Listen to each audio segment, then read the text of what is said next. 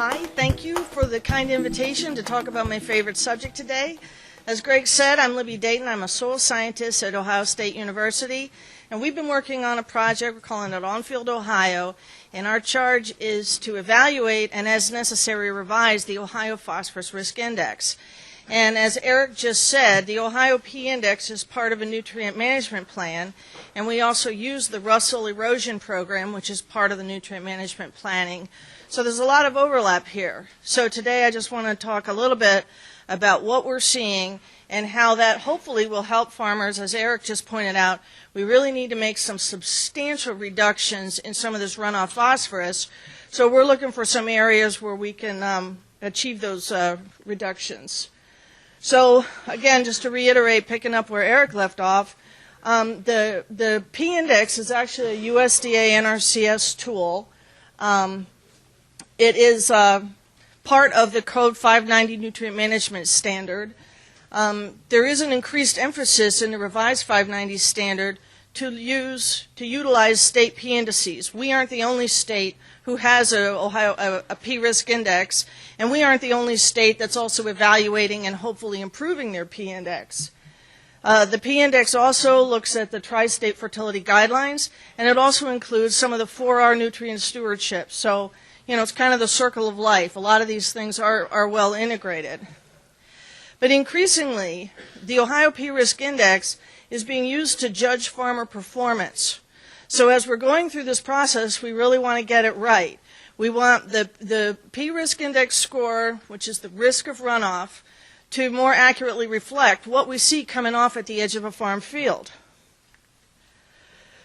So today, for today's talk, I just want to keep it simple because we don't have a lot of time.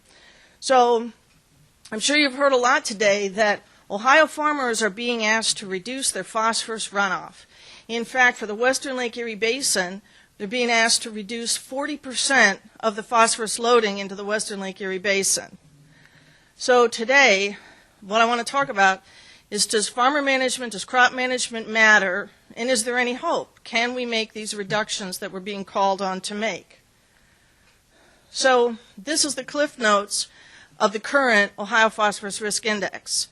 So you see there's multiple parameters that are considered. Some of them are physical transport type parameters like erosion potential, connectivity to water, the runoff class. Some of them are more farmer management practices. How much soil phosphorus, soil test P, do you have in your soil? How much fertilizer or manure are you intending to apply? And by what method are you intending to apply that fertilizer? So you get a sub-value score for each of those parameters, and then you add those all up, and so then you supposedly come out with a low, medium, high, or very high risk of phosphorus runoff. So we're kind of evaluating all these parameters, how they're weighted, and how they're scored. But for today, I want to focus on erosion potential, soil test phosphorus, and fertilizer placement method, and how we see these things affecting what we see coming off at the edge of the field in the runoff. So we think about runoff a little bit differently, and we have to, because we have this huge amount of edge-of-field runoff data, massive numbers, lots of samples. So statistically, we actually worked hard, and we've split these runoff events off between what we would consider to be a spike runoff event or a baseline runoff event. So a spike runoff event is always associated with a short-term, high-risk practice. It can be a gully washer rainstorm. It could be a major tillage, erosion right after a major tillage. It could be that risky time period after a fresh fertilizer application. And then there's the baseline risk. Well, that's the everyday. When a farmer isn't even out in the field, there's nothing really going on, but it's raining and there's runoff, either coming out the tile or coming off the surface. There's not really much going on, but that's a baseline runoff event, and what's happening during those times. Those are always associated with long-term dribble and erosion. As we're driving up here from Columbus today, we see a lot of naked soil, and so that contributes to that erosion. No field cover. And then also your soil test phosphorus levels. So a little bit about our research process, because I'm going to be shifting between these things. What I want to show you today are some of the field scale, edge of field runoff data that we're actually collecting. What are we actually seeing at the edge of the field? But we're also going to talk about, well, based on what we see at the edge of the field, how would that affect if we extrapolate that across Ohio? And then also we're filling in some gapped areas by doing some small plot simulated runoff work.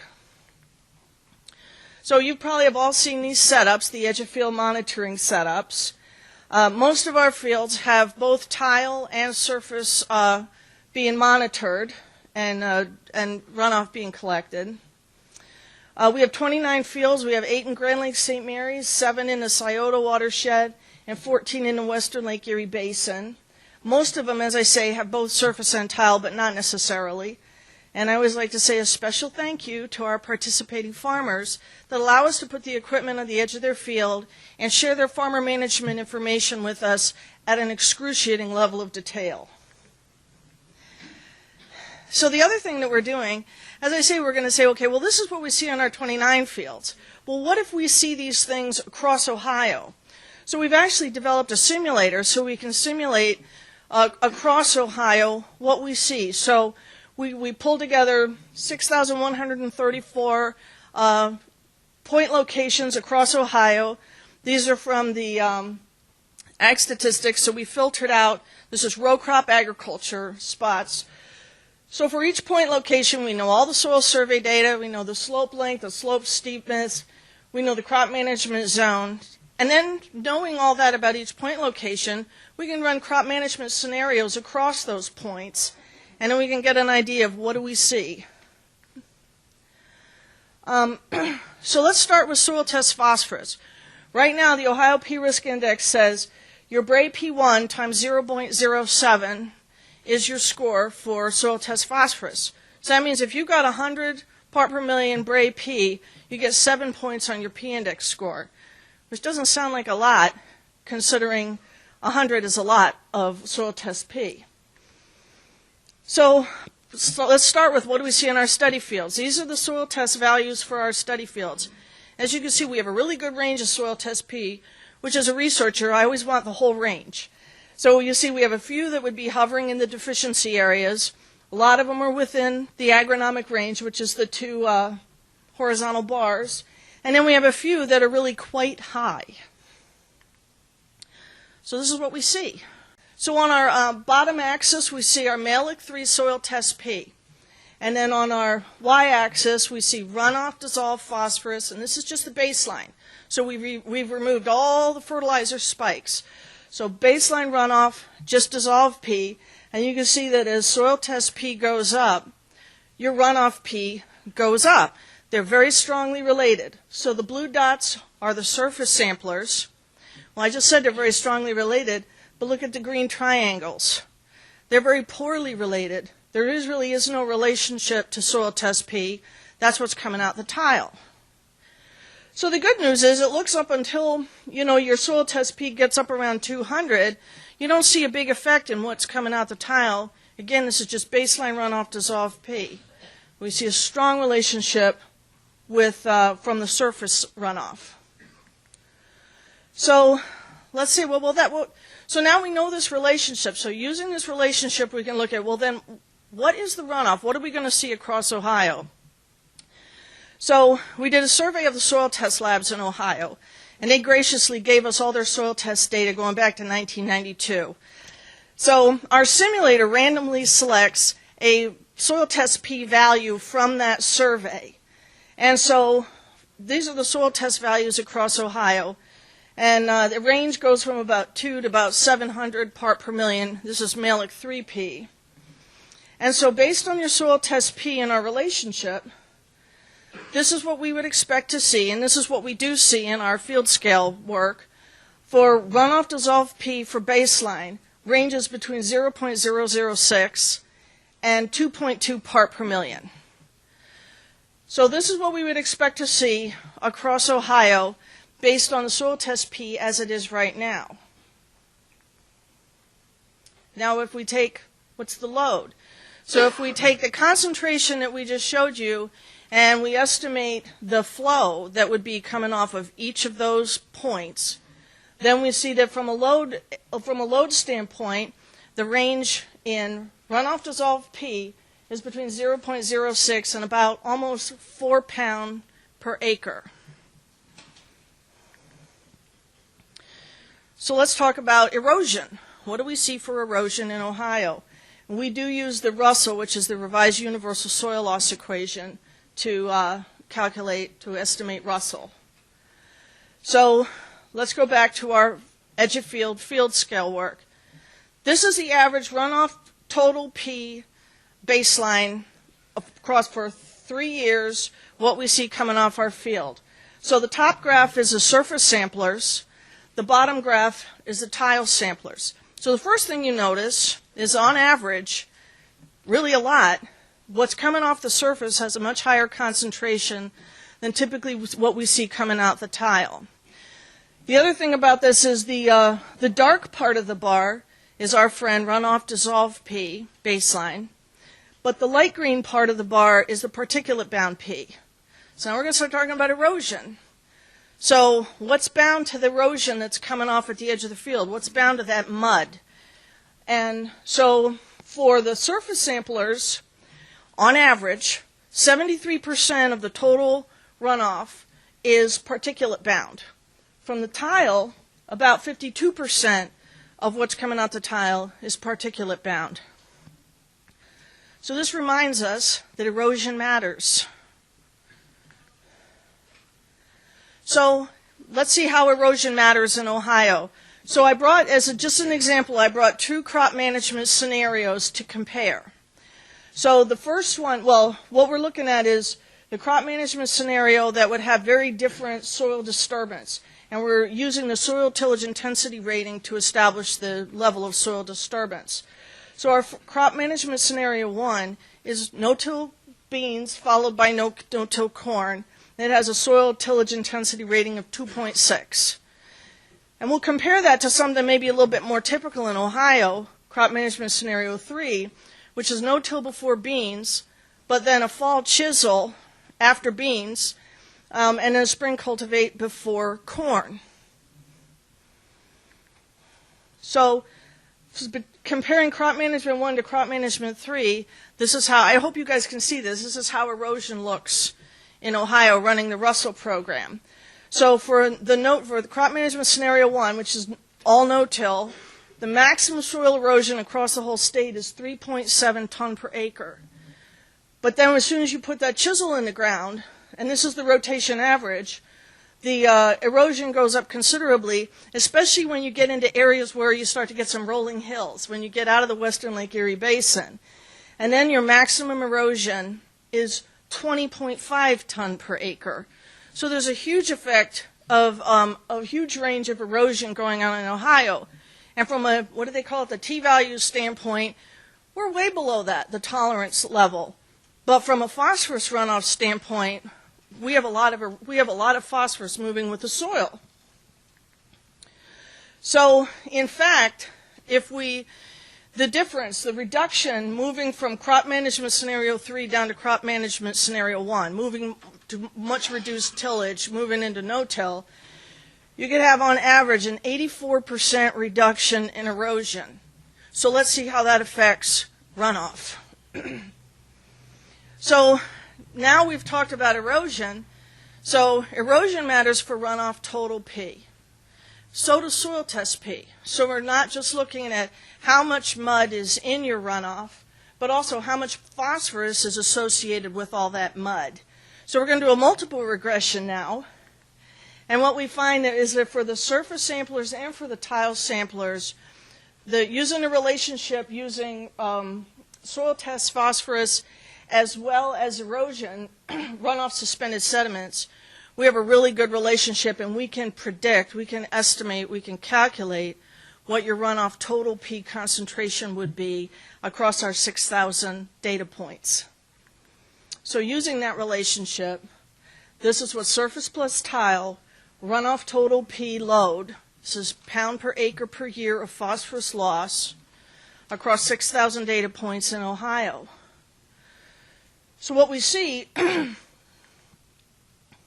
so you can see again in the no-till situation, there's way less runoff total P coming off.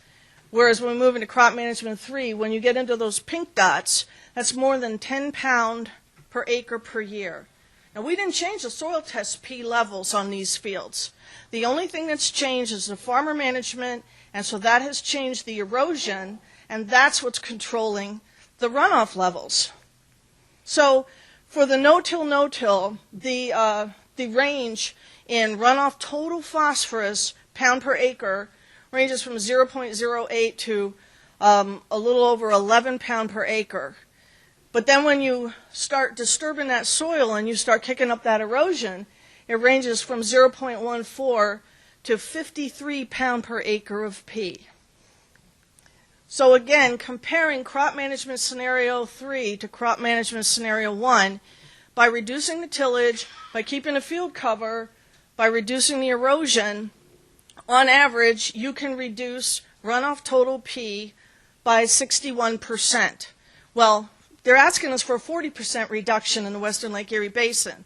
So we've just shown you a couple of ways where we can achieve those reductions, hopefully without disrupting your production. So I want to talk about, I hope I'm doing okay on time, I want to talk about one more thing, which is fertilizer placement method. So when I think about fertilizer placement method, I think about focusing on the risky practice, not the geography, not where is the field, but what's the practice that's going on in the field.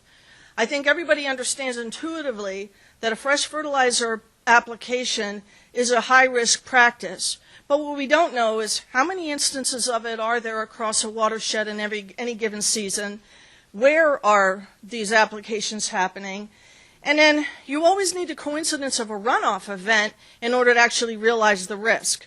So here we're really talking about a risk, not necessarily an absolute.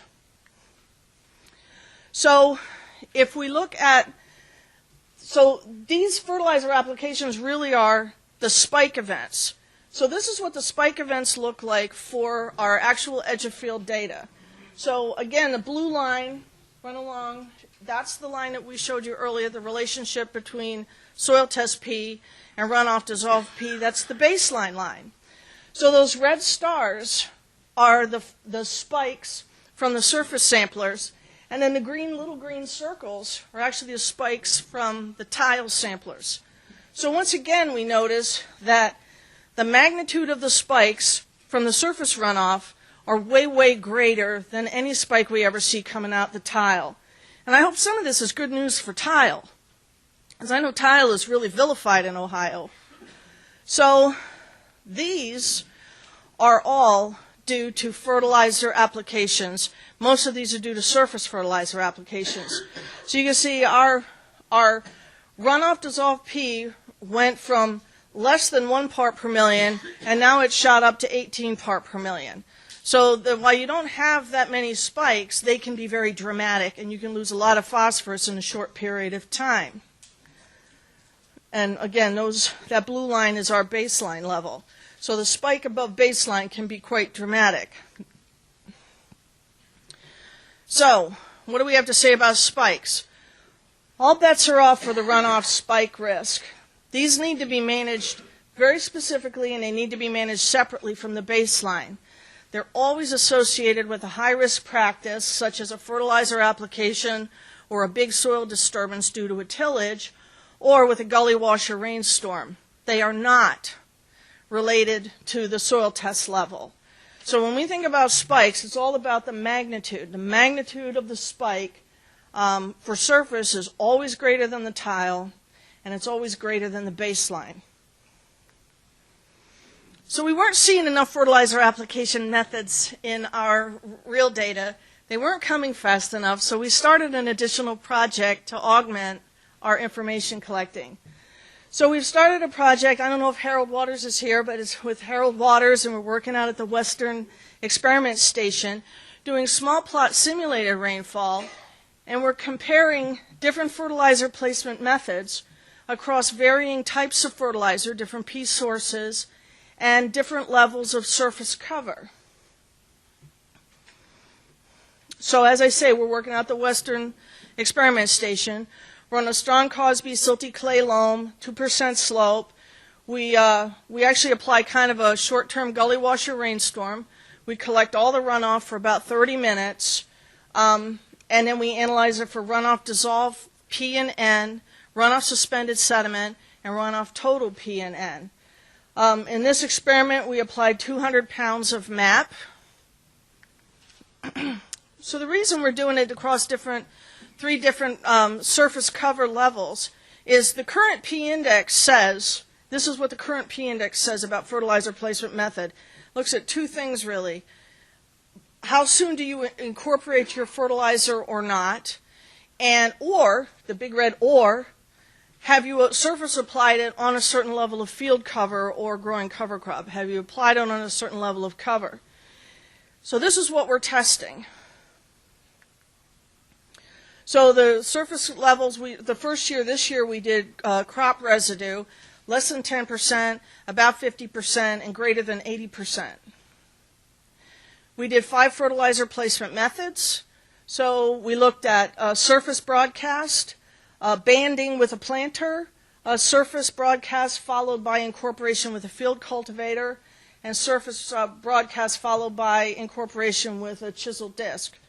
So what we were trying to do, and Harold actually came up with these methods, is we wanted to see that full range of soil disturbance incorporation. So again, the plots are 2 by 2 meter. We collect all the runoff for 30 minutes, homogenize the sample, and then off it goes to the lab for all the analyses. So this is what we see. So again, we're just looking at runoff dissolved P part per million, which is milligram per liter here. Runoff total P actually looks almost exactly like this because everything that's coming off this field, these plots, is coming from the fertilizer, which of course is very soluble. And so again, you can see there's a humongous difference through the fertilizer placement method, but the green bars, the 3 green bars, are the 10%, 50%, 80% residue cover. And you can see you don't see a big difference among the green bars.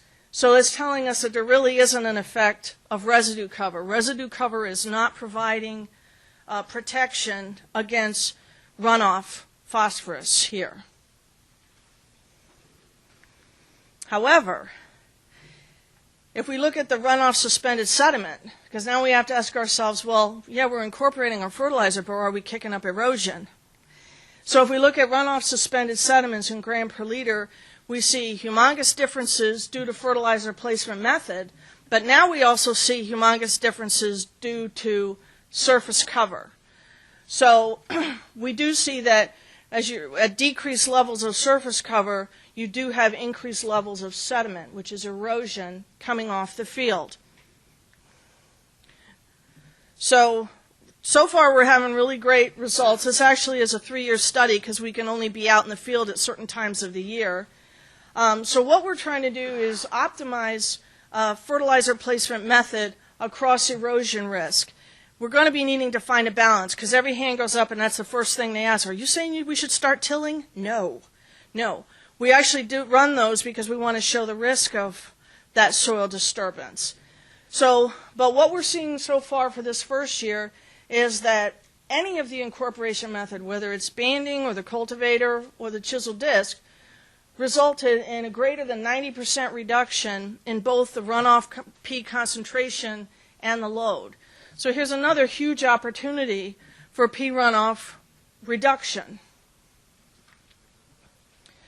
So that's a lot. So let's review. Again, we see our runoff dissolved P baseline across Ohio is going to range from about 0.606 to a little less than 4 pound per acre per year. But that's just the dissolved P. Now let's bring erosion into that equation because erosion matters. So we'll remind you that about 73% of our surface runoff total P is particulate bound P, and that brings us back to erosion. And then does crop management scenario matter? Yes. So again, comparing crop management scenario 1, which was no-till, to crop management scenario 3, which had that fall chisel, and we see The range in runoff total P goes from 0.8 to 11 pound per acre, and for crop management 3 from 0.14 to 53 pound per acre of phosphorus loss. Huge opportunities to reduce that level of loss. In fact, by moving from crop management 3 more toward crop management 1, you can achieve a 61% on average reduction in runoff total phosphorus and an 84% reduction in erosion. So those are some big opportunities for reductions. And then back to fertilizer placement method. By getting the fertilizer in contact with the soil, hopefully without kicking up too much erosion, you can get a greater than 90% reduction in risk of runoff if you have a gully washer rainstorm shortly after you apply that fertilizer. So that was a lot, but I think there's a lot of good news here. I mean, I think that there really is a lot of hope here that we can achieve these reductions, and a lot of it is going to come down to controlling erosion. So crop management does matter, and I think that we can achieve those reductions that we're being asked for.